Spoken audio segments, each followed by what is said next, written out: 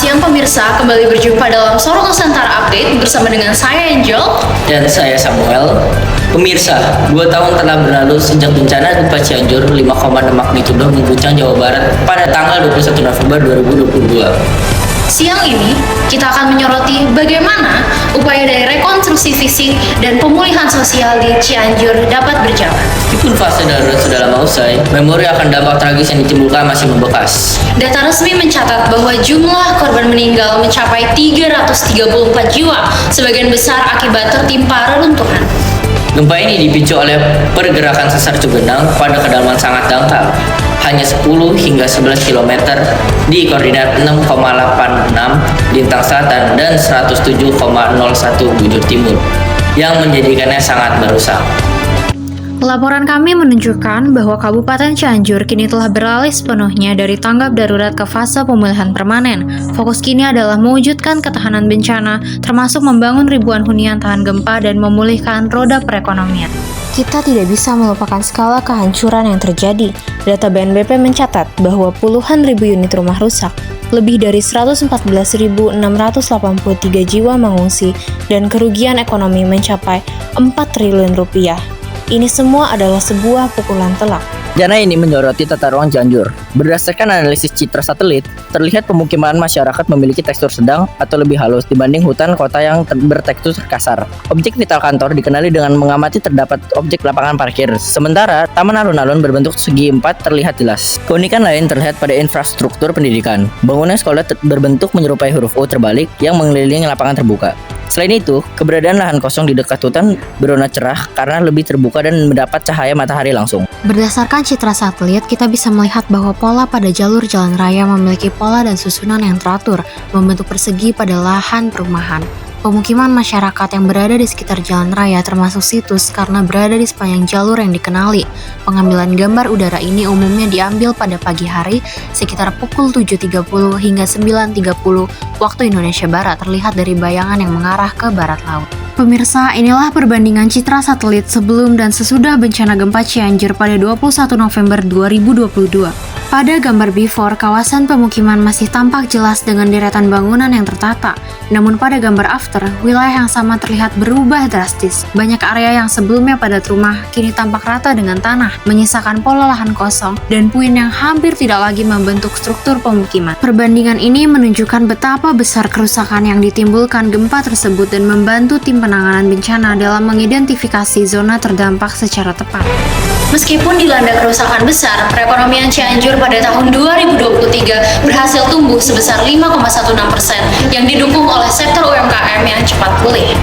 Mari kita simak laporan pandangan mata dari rekan kami. Kini diuji melalui pembangunan hunian tahan gempa. Si Angel dan Samuel, saya melaporkan langsung dari kawasan relokasi hunian tetap di Cianjur. Setelah melalui masa yang sulit di tenda darurat, ribuan keluarga kini telah memasuki rumah baru mereka. Pembangunan Huntap tahap 3 telah diserah terimakan. Saya telah bersama Ibu Lora, salah satu penerima hunian tetap di sini. Ibu, 2 tahun bukan waktu yang singkat. Bagaimana rasanya pindah dari tenda darurat ke rumah yang kokoh seperti ini? Tentu sekali ya Pak, karena kalau boleh jujur, di tenda kami yang dulu, kami tidur dengan rasa yang tidak nyaman, cemas, dan takut akan susulan gempa. Dan juga kami sangat bersyukur akan rumah baru kami, dan dimana menurut kami rumah itu bukan hanya sebagai tempat tinggal, melainkan sebagai simbol keamanan dan keselamatan saya. Juga sekarang anak-anak saya sudah bisa bermain tanpa rasa takut lagi. Selain keamanan fisik, bagaimana dengan pemulihan ekonomi dan sosial di lingkungan baru ini? Apakah peluang mencari nafkah sudah terbuka? Puji Tuhan sekalinya, sudah banyak teman saya membuka warung kecil dan saya sudah mulai menjahit lagi. Dan kami juga sangat bersyukur karena tingkat pengangguran di Cianjur ini sudah sangat turun drastis. Juga dengan semangat gotong royong yang mulai kembali ada di tempat.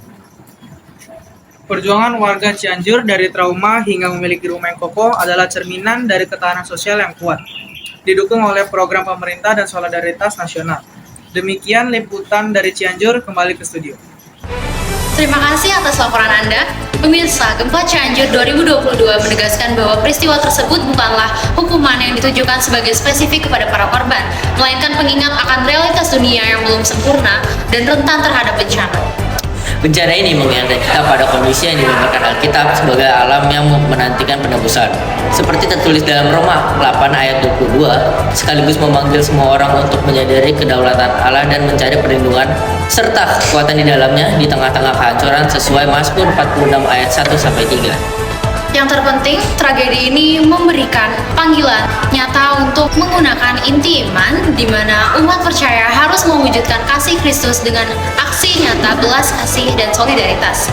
Kita diingatkan bahwa iman tanpa perbuatan adalah mati, sebagaimana ditegaskan dalam Yakobus 2 ayat 15 hingga 17. Tragedi Cianjur memanggil kita untuk merenungkan perlunya pertobatan dan kesiapan rohani menghadapi ketidakpastian hidup, seperti peringatan dalam Lukas 13 ayat 4-5. Dari bencana ini, kita belajar untuk tetap bersyukur, beriman, dan menjadi terang bagi mereka yang sedang dalam kegelapan. Solidaritas nasional menjadi kunci bagi Cianjur untuk melewati masa sulit ini dan membangun masa depan yang lebih kokoh serta tangguh. Demikian Sorot Nusantara Update, edisi khusus Gempa Bumi Cianjur, analisis pemulihan 2024. Kami akan terus memantau perkembangan situasi dan melaporkan untuk Anda. Saya Samuel. Dan saya Angel. Sampai jumpa. Dan selamat siang.